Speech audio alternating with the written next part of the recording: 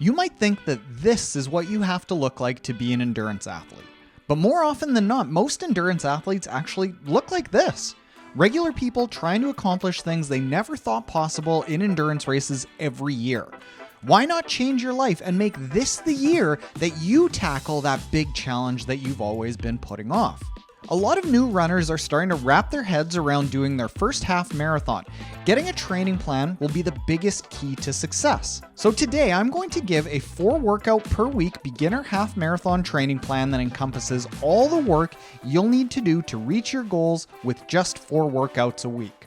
This plan is going to overcome a few of the biggest hurdles that new runners face.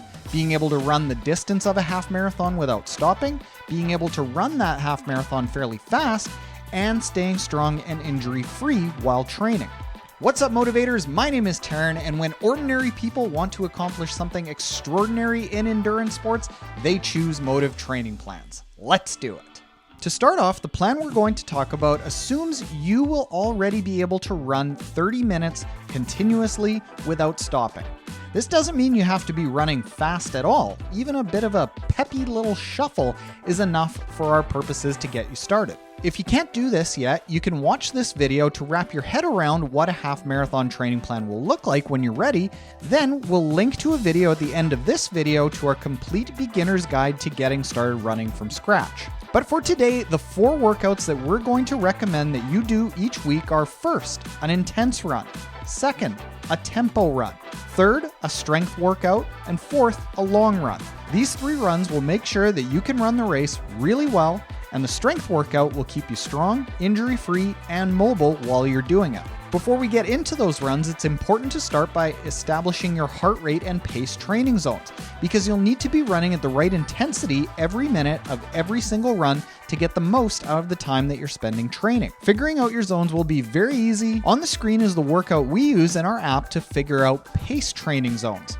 You'll start with an easy jog warm-up, go into some drills and strides to activate your body, then perform a max effort time trial, which you will take the result of and enter it into a zone pace calculator that we have linked in the description. Do this workout in week 1. Then in week 2, you'll need to perform the max heart rate test that's on the screen. Again, you'll start with an easy jog warm-up, then go into a faster paced tempo run to bring your heart rate up, then go into 400 meters as fast as you possibly can, then end with another 400 meters where you're pushing harder every 100-meter interval to get that heart rate as high as possible. Finally, get a measure of your lowest possible resting heart rate and enter all of those figures into the calculators we've linked in the description below to get your personalized training zones. Now, let's get into the workouts. Tuesday will be an intense run of 40 to 70 minutes. There's an example intense run workout from our app on the screen now. But to keep this video from being 60 minutes long, we're going to keep this basic and say that these workouts should feature intervals of 1 to 8 minutes long and be in your zones 4 and 5 pace zones. Between each of the intervals, you should have roughly 1 to 4 minutes of rest in between. You'll start your training plan with shorter intervals and longer rest. Then as you build each week, you can add time, reduce rest, increase speed, or do all 3.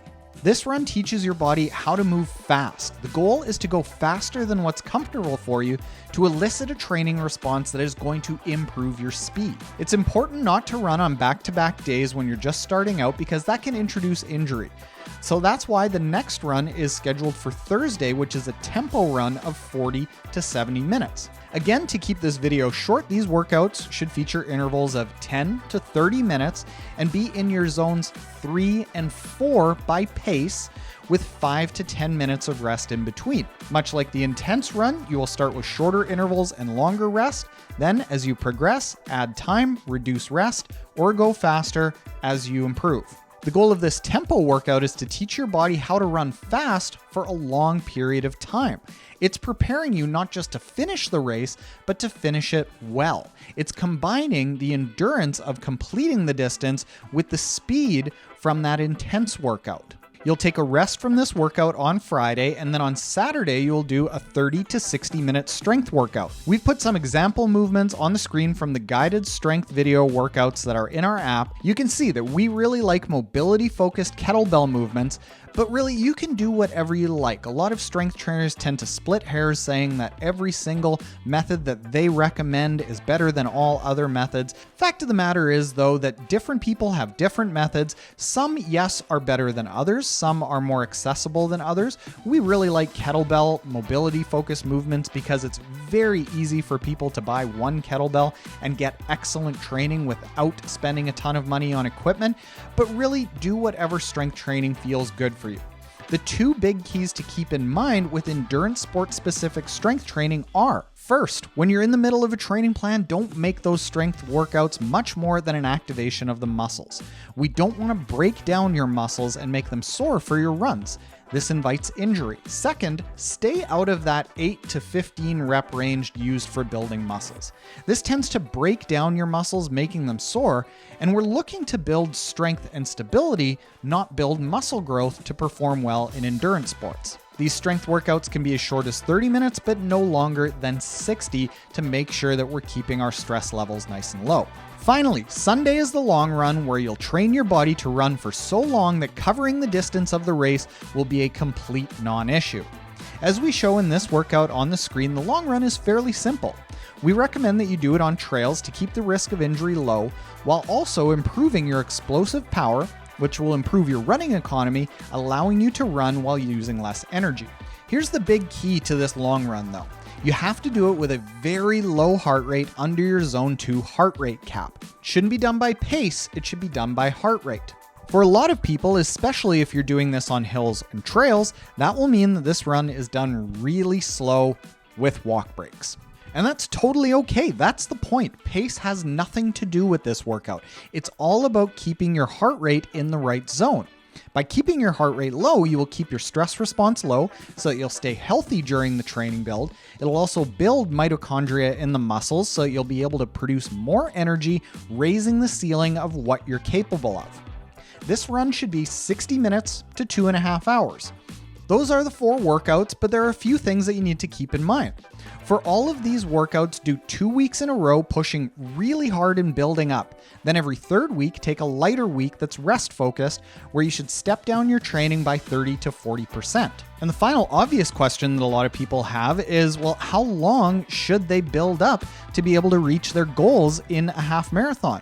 For that, we've created a calculator because everyone is unique, and you can use this for free on our blog. It's linked in the description below. All you have to do is enter your race, your current abilities, and your goal, and it'll tell you roughly how many months it'll take to prepare for the race to reach those goals, and the average hours per week you'll have to spend training. Our training plans have a lot more nuance than what we've laid out in this video, and any proper training plan will. But this outline that we've laid out for you will get anyone, regardless of where you're starting, to the finish line feeling great. Whatever your great is, that is amazing and extraordinary. Thank you for watching. Make sure you hit the subscribe button if you want more weekly training tips designed specifically to help ordinary people accomplish something extraordinary in endurance sports. Hit the notification bell to not miss out on videos when they come out. And finally, click the video on the screen if you are a total beginner runner and want help with how to get started with all the training, gear, technique, and nutrition you need to know about to reach your goals. This video covers all of that and will get you started off on the right foot. Later, motivators.